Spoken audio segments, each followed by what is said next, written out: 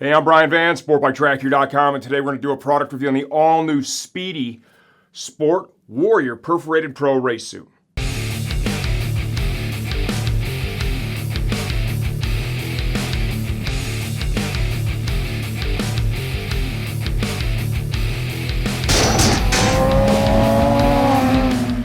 Are you ready for this? Retail price is $9.99. I'm going to jump just a little bit ahead, but not too much to piss Caleb off. This suit, when we first looked at it, I did not have the price in front of me. I just had the suit. No product specs, nothing. And I thought for sure this was $13.99, maybe even $1,600. And it's not. It's $9.99. Please understand, we do not update videos when there are pricing only changes. We do that when the entire product is redesigned, so prices can change. Who is this suit right for? This suit's right for anybody who wants to go track day riding, racing. I would say any level here in the US. You could go race Moto America in this suit, no problem. It's a quality piece. And yes, I just said that for $1,000, right? You want to do street riding, just want that high level of protection. This would also be a great option for you. Okay, let's talk sizing. This is one of the areas we can really be beneficial by doing all these suit reviews and having the same dude wearing them. You can see how the different cuts are. In this suit, I'm wearing a size 56 Euro. Underneath, I have their Spidi Warrior CE level 2 back protector inside the suit, and I'm wearing a one-piece undersuit. I would rate the fit for myself personally to be a race fit that's going to require very little break-in to be right where I need it. I'm 5 feet 11 inches tall, 205 pounds, 33-inch waist, somewhat athletic build. When I look at the cut of this suit and compare it to others in their catalog, I would say this leans more towards like their replica Pelote suit, right? Where it's a little bit snugger of a fit, but it's just super mobile. Like I got it on, started moving around in it, and I really like the mobility it offered right out of the gate. How do I feel about this suit? I think that's really evident if you've already watched the first part. I really dig it.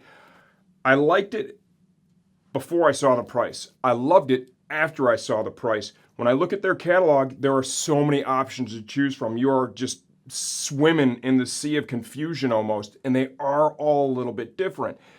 They have another suit that sells for the same price, the Super Sport. It's a good quality piece. Out of all the suits that we did, reviewing their suits now, their current crop, that was the one that I liked the least. And the reason behind that wasn't the quality or the protection, none of that. It just didn't move well once I had it on.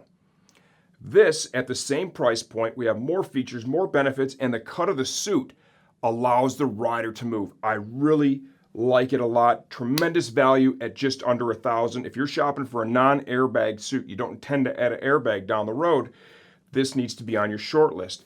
Things that I really dig about it. Look at that Warrior protector here on the shoulder. The replaceable elbow sliders, those are more than just bling. You don't have to be Marc Marquez to take advantage of that because they also help protect you in a crash. They included that at this price point. If I were going to knock it at all, a little bit more perforation up here in the very top of the chest. You know, I think that wouldn't be a bad idea. There's plenty of perf on the suit. It's going to move a very reasonable amount of air, but still always myself, I'm a fair weather rider. I would have liked to have seen more perf. Okay, let's break this down from the inside out now. CE certified armor is found in this suit in the knee and shin area. Soft shell piece, large coverage area. Saw that with many of the suits. Great piece. Elbow and forearm. This is a Force Tech. This is an older piece. It's been in the catalog. Protective, good stuff. CE shoulder armor. And this, you can't see it because I can't pull it out of the liner, but it uses something, the cell technology, just like this, right? Very low profile.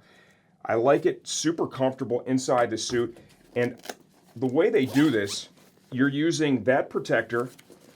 You have it mounted to this kind of floating piece right here. Check this out. Leather piece stitched in there so you have more thickness, which is good, right? Large Velcro patch. You can kind of relocate that as needed. And then exterior, you have that hard, that more rigid outer shell. Those all work together to give you great protection in that area. What I also dig is with that floating piece, it allows the cup of that shoulder just kind of get right where it needs to be on your shoulder, and it kind of floats around and bam, you zip the suit up and it just stays there. I really dig that. Showed you this already, replaceable elbow slider. Awesome. More protection. CE certified armor is found on the hips. This is attached to the liner. It is not removable. You'd have to break seams to do it.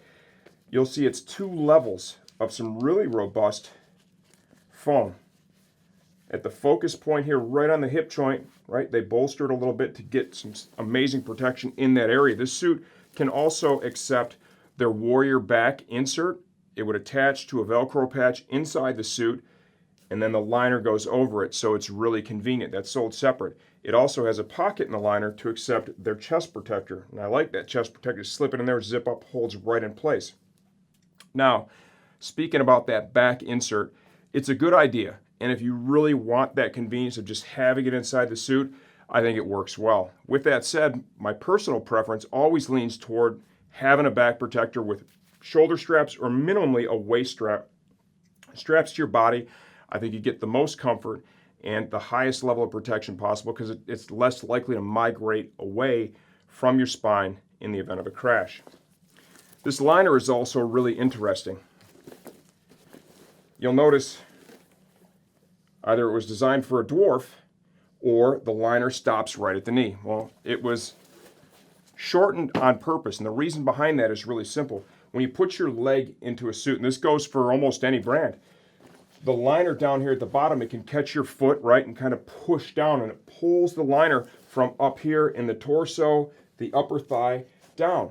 To compensate for that, when I put on a race suit, I leave this unzipped, and I kind of slide this up a little over the knee, and then pull back down to get that to position correctly. The reason behind that is really simple. If you have the liner pulled further down into here than it should be, and you zip up, tuck in the boot, it's going to hold it. You create binding. You go to flex your knee, it wants to hold itself in place. You go to bend over at the waist, and if it's all pulled down here, it just binds. Having that shorter liner eliminates the possibility of that, so you don't even have to fool around by lifting the suit up and down a couple of times or even think about it. So really cool design there. Motion panel here in the elbow, large panel of leather. Here, this is a AAA CE rated suit, which is a very high European specification at this point. How does that translate to the US? You know, we don't have that same system over here, but it is an indication of quality and safety. It meets the requirements to hit AAA, which is nice. High quality leather, high quality stretch fabric, especially at this price point. Oftentimes, the more affordable stuff, you're going to see some less robust items used here for stretch fabric. They did a good job of that. It's the same stuff that I've seen in their higher end suits. Really appreciate that for sure. A lot of perf here in the upper leg. The motion panel and the shape of the knee, Spidi does a phenomenal job with the way they shape the knee up. There is very little, for me, when I bend my knee, very little material bunching or excess material in this area. Great shape. They have this kind of cool knee puck alignment system on here. You know, I kind of think maybe that's a little bit of eye candy. I'm sure there's some functionality to it. What I do appreciate is that large panel here allows you to really put the knee puck where you want it instead of just where the designer wanted it, because we all ride a little bit different. We're all shaped differently, and this allows you to adapt the suit to you. Stretch fabric here, back of the legs, all through the crotch. Remember, that stuff flows air freely and enhances the cooling as well as stretch and comfort. Back of the suit, segmented perf here. Large perforated leather motion panel found on both shoulder blades. That really helps the mobility of this suit. Perforated race hump, it's hollowed out. This can begin life, you know, if you don't use a drink bag, it can be a functional cooling piece that allows for exchange of air. If you want to use their Hydro Pack, zip this open, drop it in, pull the straw out. You're going to kind of leave the zippers just short of the straw, pull it over through these loops, and you are out there with your drink bag, cooling yourself down. Cool option if you're into it. Additional foam inserts here, large motion panel here at the waist. In the Spidi suits, they also use that foam. I think it's probably the same stuff that I saw in the hip area, integrated into the tailbone. A couple layers of leather here, high quality stuff, along with that to protect that tailbone area. Really dig that. Quick look there at the back of the legs. Let's just bring this one home. I really like this suit. If you're shopping right at that $1,000 price point, you have no intentions of adding an airbag on down the road. This absolutely should be on your short list.